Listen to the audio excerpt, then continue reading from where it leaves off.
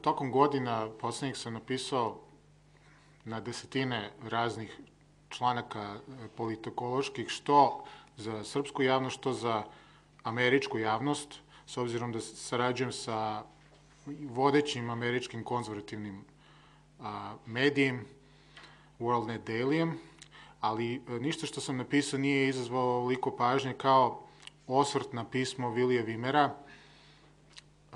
To pismo staro 8 godina. Znači, ukratko, za one koji nisu upoznati sa njim, treba samo pomenuti da je u Bratislavi u aprilu mesecu 2000. godine organizovana konferencija na visokom nivou, međunarodna konferencija, na kojoj su učestvovali vrlo visoki američki i evropski zvaničnici i ministri spoljnih poslova, premijeri, ministri odbrane, više centralno-istočno evropskih država. Nakon te konferencije Vimer je poslao izveštaj, a on je tad bio potpredsednik parlamentarne skupštine OEBS-a, poslao izveštaj kancelaru Šrederu. Suština tog izveštaja je sledeća što se nas tiče. Znači, pod broj 1 je da je tu obrazloženo zašto je Jugoslavija bombardovana 1999. godine, znači iz američkih usta. Bombardovani smo da bi se ispravila strateška greška koju je napravio general Eisenhower posle Drugog svetskog rata, kada nije stacionirao američku vojsku u ovom delu Evrope. I druga stvar koja je za Srbiju najbitnije sad trenutno je to da pod tačkom 8 da radi trajnog stacioniranja američkih snaga u ovom delu Evrope, Srbija mora trajno da bude isključena iz evropskog razvoja. Znači, to je citat doslovce. Vimer je to kasnije pomenuo u jednom intervjuu koji je dao nemačkom listu za spoljnu politiku u oktobru 2001. godine i ponovo sad, kad se digla buka u javnosti, 31. marta u intervjuu Večernjim novostima našim, 31. marta ove godine. Na pitanje, upravo na ovom poslednjem intervjuu, kad mu je postavljeno pitanje da li kakva evropska perspektiva za Srbiju uopšte postoji, ne samo za Evropsku uniju, nego i za NATO, Vimer je rekao doslovce, zapamtite, kaže, i podvucite ovu rečenicu, preduslove za to mora da stvori sama Evropska unija. I onda je nastavio i rekao, međutim, on ne vidi sad da se ti preduslovi prave.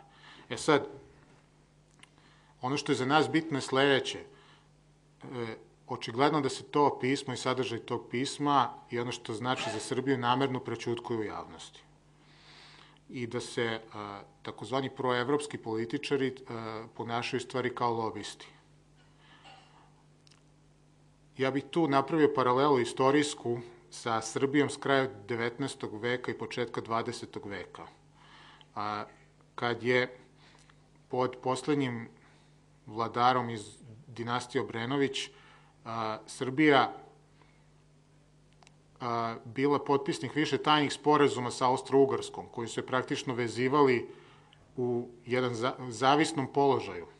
Znači, 80% srpskog izvoza je išlo ka Austro-Ugarskoj i namerno je napravljena situacija da Srbija bude u stvari napravljena zavisna od tadašnje verzije Evropske unije. Isto se dešava u Srbiji posle 5. oktobra, poslednjih 8 godina, svedoci smo toga, i to je očigledno da se radi na isto tako jedan veštački način. I zato očigledno da ne odgovara onima koji sprovode tu politiku da ovako jedno pismo i ovakve činjenice izađu na svetlost dana. Znači, Srbija dobija zavisnost, a sa druge strane ne dobija nikakve privilegije. Ono što iznenađuje u svemu tome je što opozicija, ajde da kažemo evroskeptična opozicija, ne koristi ovo pismo. Ne koristi ga za argument. Da li je to iz razloga što niko nije spreman da ipak otvoreno kaže da je ili da je protiv ulaska Srbije u Evropsku uniju ili da u stvari Srbija nema šanse da uđe u Evropsku uniju, to ne znamo. Ali na kraju nije ni važno, važni su politici, rezultati i efekti. I činjenica je da to niko ne koristi dovoljno i zato je izgleda jedini Srpski sabor Dveri spreman da govori o svim relevantnim činiocima vezano uopšte za situaciju u kojoj se Srbija danas nalazi. Da nije Dveri i da nije Nove srpske političke misli, Glasa javnosti i posle Novosti, javnost ovde ne bi znala za Vimerovo pismo, bar sad u ovom trenutku. Ono je izašlo u februaru 2007. godine, prvi put objavio ga je NIN. Da li zato što je tad još uvijek postojala neka mogućnost da Kosovo ostane u sastavu Srbije, da li nije bilo pravo vreme, u svakom slučaju ono je tada prošlo skoro nezapaženo. Iako je objavljeno i tada i analiza koja je išla uz to je objavio Nikola Živković iz Berlina. Trebalo da prođe godinu dana pa da deo javnosti se uopšte obazre na to pismo. Mi mislimo da je to pismo ključno. Jer ako se zna šta je odlučeno 2000. godine, šta se tad mislilo, i da ovih 8 godina da se Srbiji nikad nije nudila jasna evropska perspektiva, to jest dokazivo ispunjivi uslovi za ulazak u Evropsku uniju. To znači da je to pismo u stvari relevantno i dan danas. I ono što je bio stav američke administracije prema Srbiji 2000. godine važi i dan danas. Ako je to tako, zašto se Srbija drži u poluzavisnom, to je skoro potpuno zavisnom i kolonijalnom položaju, ako znamo da u stvari nema prave evropske perspektive? To može da znači samo jedno, da ponovim, da u stvari Srbiju vode lobisti. Lobisti čiji je u stvari zadatak ovde u Srbiji da anesteziraju javnost, da omoguće Evropskoj uniji da izvuče ono što njoj treba od Srbije, a da Srbiji ne da ono bi Srbiji možda trebalo od nje.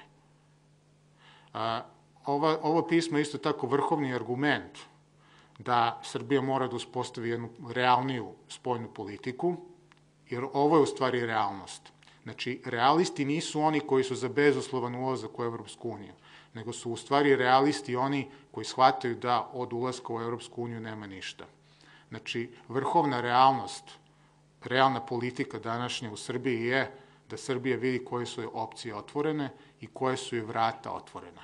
Znači, vrata Evropske unije su njoj zatvorena. Svi pokazatelji to govore, od 2000. godine na ovamo, ništa se suštinski nije promenilo i ne vidimo zašto je Srbija dužna da i dalje bude u jednoj virtualnoj čekaonici gde se čekanju ne nazire kraj. I kogod sprovodi takvu politiku, u stvari radi protiv interesa zemlje. Toliko za sad. Hvala.